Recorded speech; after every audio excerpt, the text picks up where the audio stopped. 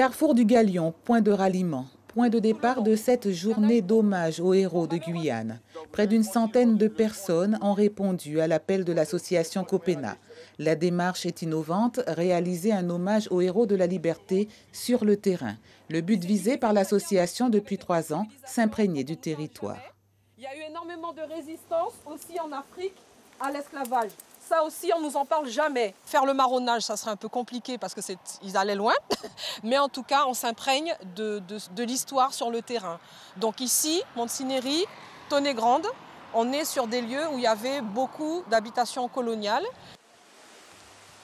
Les grands chefs Simon, Pompée, les grands marrons, Adom, André et autres Copena, leurs femmes Gertrude ou encore Claire, les habitations Frossard, Gigogne et tant d'autres, des histoires passionnantes dont regorge la Guyane. Ce secteur n'en est qu'un échantillon qui rappelle aussi la présence amérindienne ô combien importante dans notre histoire. Montsinéry, c'est le nom d'un colon et ces Amérindiens, Taïs, ont d'ailleurs mené la guerre à Montsinéry, qui a dû aller s'installer beaucoup plus loin sur le mont. Voilà. Donc le véritable nom de Montsinéry, c'est plutôt Taïs. Voilà. Et il y avait d'autres peuples amérindiens ici. Donc c'est aussi se reconnecter avec notre histoire, c'est porter du respect à nos ancêtres, quelle que soit notre origine.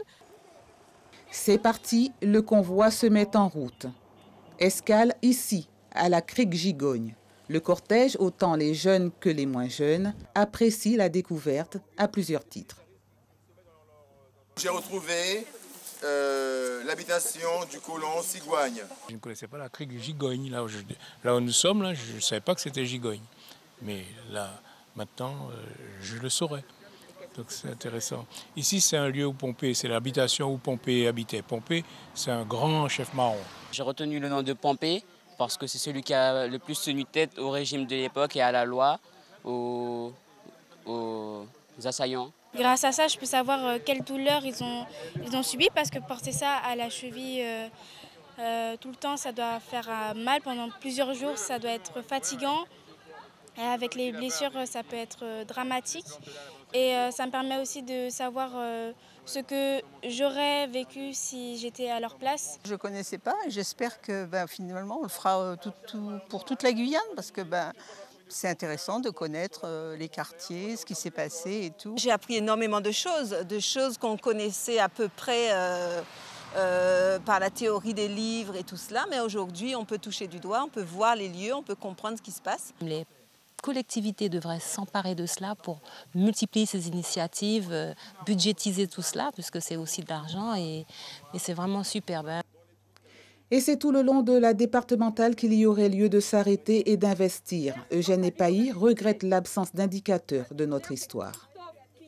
Toutes ces routes là devraient être comment dirais-je, constellées de panneaux indicateurs de l'histoire de ces secteurs, panneaux indicateurs des noms de criques ou de fleuves ou de cours d'eau, panneaux indicateurs de noms, donc anthroponymes, donc de noms célèbres de nègres marrons, d'Amérindiens. Pas de signalement non plus pour l'habitation Toulouse, point final de la matinée. Des vestiges là encore en bord de route, mais engloutis par la nature.